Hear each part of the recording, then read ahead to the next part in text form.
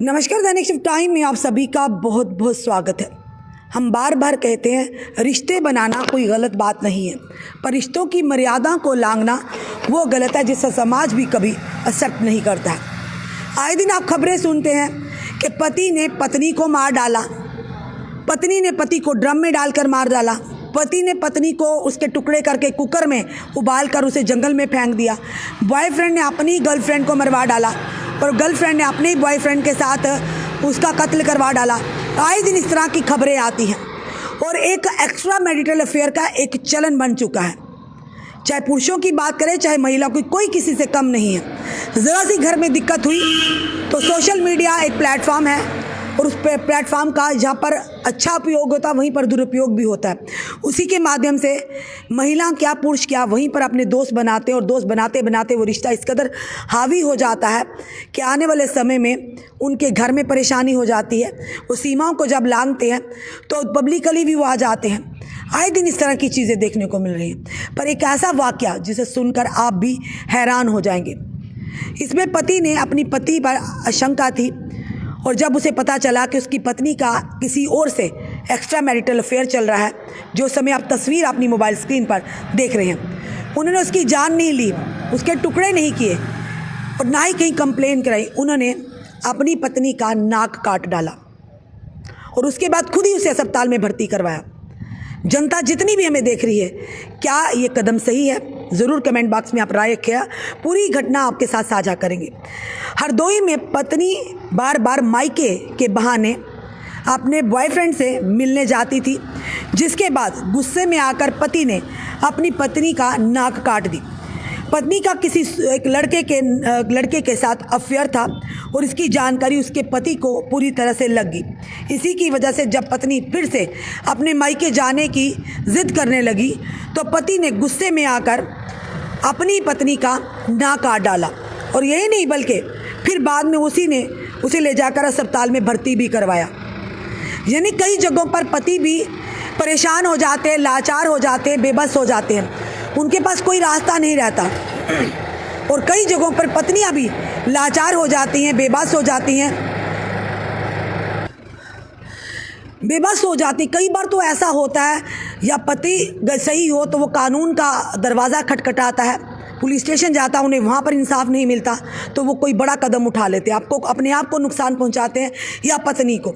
इसी तरह से पत्नियां भी जब कई बार ऐसे उनके केस जो सही होती हैं उनके वो पुलिस स्टेशन तक पहुँचती, कानून में उन्हें इंसाफ नहीं मिलता तो अपने साथ गलत कर बैठती या फिर पति के साथ। यानी ये चीज़ें हैं, सारा जो है इसके पीछे का कारण ये है कि सही को जब इंसाफ नहीं मिलता तो वो लोग इस तरह के कदम उठाते या यूँ कहें जो गलत हो वो सही साबित करने की कोशिश करते हैं, तो इस तरह की हरकतें होती हैं। पर खुद सोचिए जब पति को पता चलेगा, क्योंकि हमने पहले ही कहा कि पति पत्नी का रिश्ता एक बड़ा पावन रिश्ता होता है। हर रिश्ते में मर्यादा होनी चाहिए, हर रिश्ते में विश्वास होना चाहिए, हर रिश्ते में ये ज़रूर कहेंगे एक बाइंडिंग यानी बैरियर भी होना चाहिए और हर रिश्ते में इज़्ज़त बड़ी ज़रूरी है, रिस्पेक्ट बड़ी ज़रूरी है। और जिन लोगों ने ये चीज़ों का ध्यान रखा उनके रिश्ते ज़रूर आगे तक पूरी उम्र एक साथ रहते हैं और बड़ी इज्जत के साथ चलते हैं। पर आखिर ऐसा क्या है? उन महिलाओं से भी, उन पुरुषों से भी पूछते हैं, घर में आपकी पत्नियां हैं, आप क्यों बाहर एक्स्ट्रा मैरिटल अफेयर करते हैं? क्यों किसी की बहन बेटी को अपने शादी करके लाया उसके साथ क्यों दगा करते हैं? वहीं पर हम पुरुषों से भी पूछते हैं कि जब आप किसी और की बहन बेटी के साथ गलत करते हैं, अगर आपकी खुद की बहन बेटी के साथ गलत होगा तो आपको कैसा लगेगा?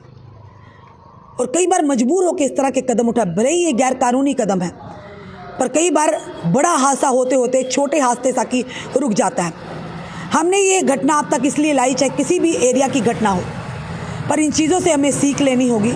इन चीज़ों से हम आपकी राय ले सकते हैं कि क्या ऐसा एक पति ने किया सही था या फिर ये था वो कानून का दरवाज़ा खटखटाते, जो उनके पास तथ्य थे वो वहाँ पर लेकर जाते, उनकी सुनवाई होती या ना होती वो बात की बात है, पर जाते तो सही, कानून का सहारा तो लेते और वो जो उनके पास तथ्य थे वो पुलिस के सामने या कोर्ट के सामने पेश करते। ये भी एक तरीका था।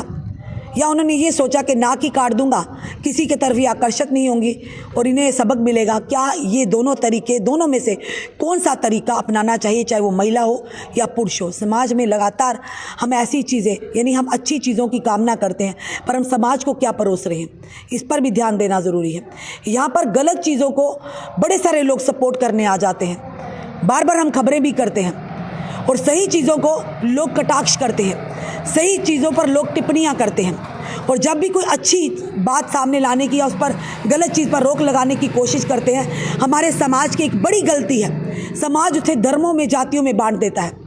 अगर किसी की बहन बेटी गलत करती है तो हमारा कर्तव्य बनता उनका नाम बिना बताए हुए, उनकी पहचान बिना बताए हुए उन्हें समझाना, या ऐसी चीज़ों को समाज से उजागर करना कि अगर एक पर कार्रवाई होगी तो आप पर भी होगी।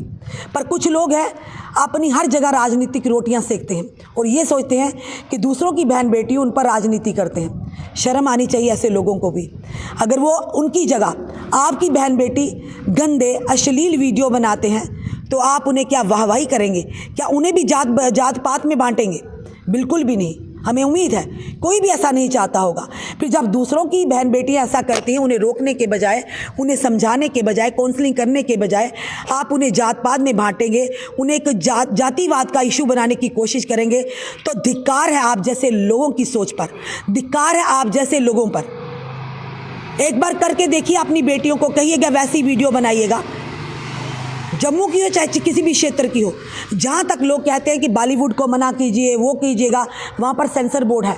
जहाँ तक हमारी अप्रोच नहीं, हम वहाँ पर क्या कर सकते हैं, बेबस है। पर जहाँ तक हमारी अप्रोच हो सकती है, वहाँ तक तो हम अच्छा कदम उठा सकते हैं, एक नई सोच के साथ। किसी को भी नुकसान पहुंचाने का, किसी की भी इज्जत को नीलाम करने का हमारा कोई भी मकसद नहीं। पर हाँ, अगर ऐसा कुछ हो रहा है समाज में, हम कोशिशें कर सकते हैं। भले ही हमारे कहने से वो बाज नहीं आएंगे, भले ही वो कहने से अपनी हरकतों को छोड़ेंगे नहीं, पर एक कोशिश करना क्या ज़रूरी नहीं है?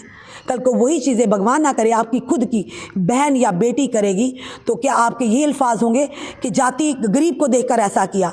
इज्जत इज्जत होती है जनाब, चाहे किसी गरीब की बेटी की हो, चाहे किसी अमीर की बेटी की हो। गरीब अमीरों के लिए तो कोई नहीं बोलेगा, और ना अमीरों के लिए सब आ जाएंगे, उन्हें सोशल मीडिया पर भी बताया जाएगा, सब कुछ किया जाएगा, पर गरीबों के लिए कोई क्या बोलेगा? कल को उन्हीं बहन बेटियों के साथ कुछ गलत हो जाता है, उनकी जान पर बनाती है, तब आप क्या कहेंगे? ये बताइएगा। कोशिश, हिम्मत रखनी है सच दिखाने की, हिम्मत रखिए सच बोलने की।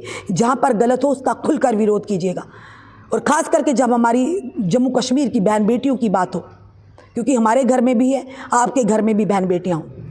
और शर्म, बार बार कहेंगे शर्म आती है ऐसे लोगों की। यानी इस मुद्दे को सुलझाने के बजाय आप जातिवाद का मुद्दा बना रहे हैं।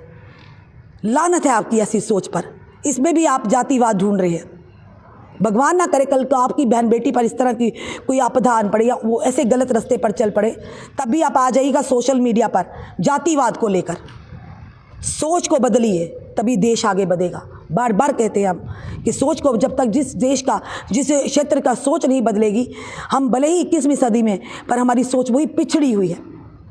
कई लोग कहते हैं अपनी मर्जी है, माना अपनी मर्जी है, अपनी मर्जी है, पर उस मर्जी से समाज में गलत मैसेज है, उन लोगों पर गलत असर हो, या उन लोगों पर कल को आपदा आन पड़े, क्या आप आएंगे बचाने के लिए?